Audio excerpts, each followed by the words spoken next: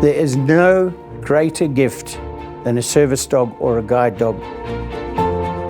They are working dogs. They're with their person all the time, so you can imagine that bond is really, really strong. The Guide Dogs Association of South Africa presents.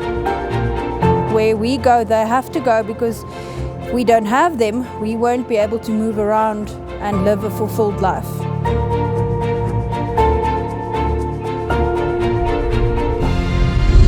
Working dogs. Kevin and Matilda. Matilda joined us in November of last year. She's like one of my kids. Matilda is a support dog for Kevin Barutha. The 10-year-old is on the autism spectrum. He's completely nonverbal. He's got no functional communication other than explaining what he wants by pointing at something.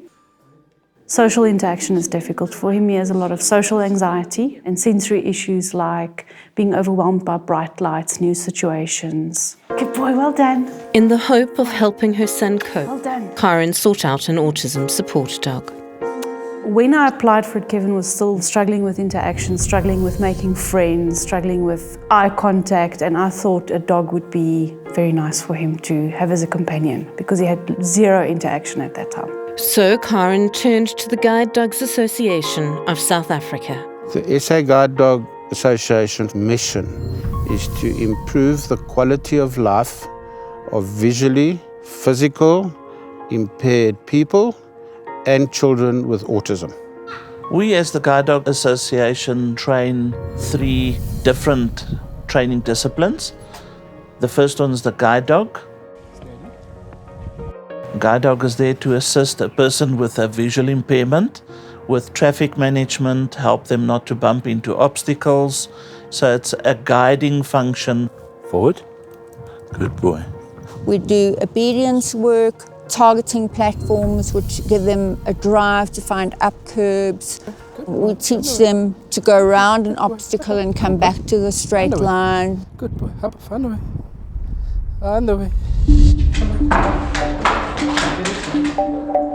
Get it? The other category that we train and represent is service dogs. Good boy. Now, service dog is for someone in a wheelchair with a physical impairment, Pull it. where the dog is fulfilling the role of support, fetching and carrying of objects, bark on command so that they can alert family or whoever that there is a degree of support required. We need to teach to retrieve, and we need to teach the dog to tug and to push. Now we can teach a lot of things just with those 3 commands. Yeah, push. Good boy. Now, autism support dog is trained with a family where there's a child with low spectrum autism disorder. All the training happened here at home, which was great. And the dog is fulfilling the role of support, confidence. Autism support dogs' primary purpose is to help with bolting and running away, so that when the family go out for a walk, they don't have to keep a hold on the child's sleeve or on the hood of their jacket. So the difference that it makes is that a family as a whole can have an outing. Leaving the house alone was a challenge before we had Matilda, because of the amount of anxiety he had.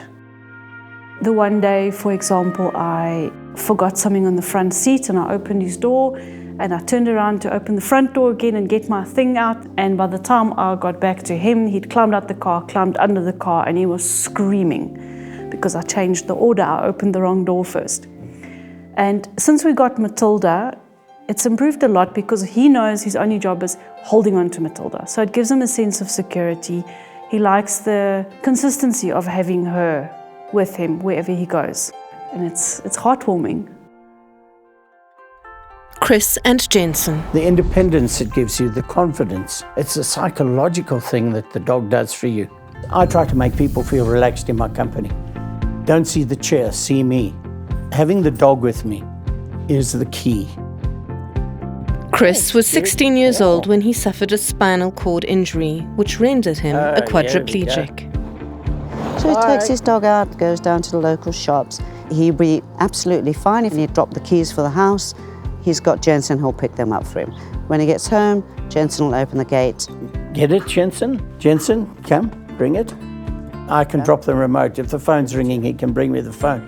No, it's mine, thank you. But it's not the circus tricks that he can do. It's the companionship. It's the confidence that he gives me. I go out and I feel like $1 million. It's like having a pretty girl on your arm. Jensen, like all accredited working dogs, began life as a puppy at the Guide Dogs Association breeding centre. The puppies are born here at our training centre, and when they are about 7 or 8 weeks of age, they go to the homes of puppy-raising families. An important element of training working dogs is socialisation, a job done largely by volunteers known as puppy raisers. Essentially, we volunteer our homes and our time and our love. It's kind of like having a toddler in the house, except they come with a manual and a book of rules. We just keep feeding. So in particular, when they're behaving themselves, like she is now with this distraction. And she for him, but they learn from each other. We take them everywhere, expose them to anything and everything that they could be encountering in their entire life. We fix any bad reactions, any odd reactions. They will remain with those families until they are about 16 months of age, and then they will come back for their formal training. On my cue, every blue cone you're going to do a stop, and then let's go to the next one. 1, 2, 3, let's go. Seeing our puppies fully trained and matched with their person, when you see them bonded and working, it's indescribable. Bryony and Ludo, Hanneli and Ariel. I always say that if you get lost, it's nice to get lost with somebody by your side, and he is my best friend. And yeah, I thought I'm your best friend. No, sorry. Without Ariel, I would be stuck. She's also a bridge between me and the rest of the world. Often people in the world block working dogs from doing their jobs. They see a dog, they immediately think pet. All places got a policy that says no pets, but these dogs aren't pets. They are literally our eyes. I think they are being denied a human right to the point of embarrassment. It's demotivating, it's heartbreaking. It's limiting for us as it is with Kevin because he can't tolerate all new situations. So the few places we can go to are now even more limited because they won't allow us access. At least half the time. Half the places we go to.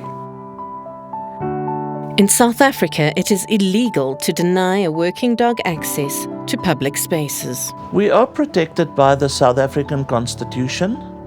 We also protected by Discrimination Act. The issue of accessibility with a working dog has been tested in court. A judge from the Equality Court actually stated that a dog is actually part of you as a differently abled person because it is your choice whether you want to use a dog or not.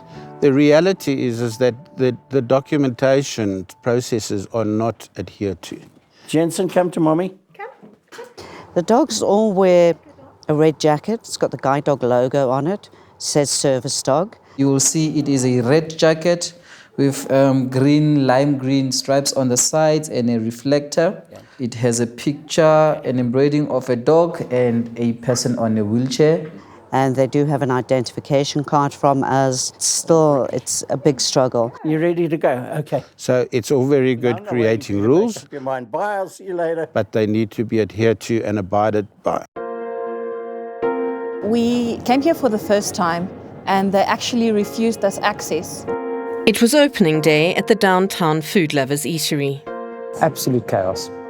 When the ladies came in, obviously there was maybe 100 people in a queue to get into the store, and confusion erupted with, do they let someone in with a dog, without the dog? The security guard told us no dogs allowed. Both dogs were clearly identified as guide dogs. All guide dogs wear a leather harness and a metal handle. And we explained to him that these were guide dogs and he still said, sorry, no dogs allowed. So basically we have a sign saying no dogs allowed, except for guide dogs, and they read it as no dogs allowed completely. They did leave in the end. They reported it to us, and what is so lovely about it is that the manager stepped up to the plate with a personal offer that if he's available, he always wants to assist them if need be. There should be no place that doesn't allow them in. So for me, it's just a normal thing. I don't see it as being special that I assist them. It should be something that everyone does. The biggest challenge comes from training. Are we spending enough time training our staff that these people have a right? And that is what's critical. It's going to be a tough nut to crack, and I think it's not the person in the wheelchair who has to change. It's the mindset of the people who, if they see somebody in a wheelchair with a service dog, they've got to accept. And that is the biggest word, acceptance. That's all we want.